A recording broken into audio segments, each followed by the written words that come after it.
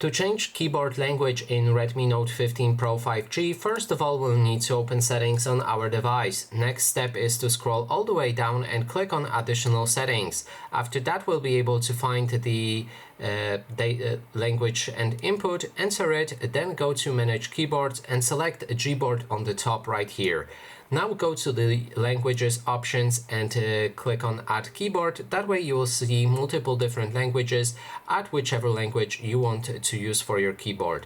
Now when the language is added, as you can see I have two of them right here. There's English and Polish. We can open our keyboard.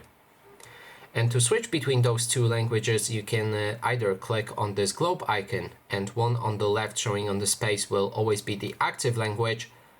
And you can also choose them manually by holding a space, and then you can just pick whichever language you want from your list.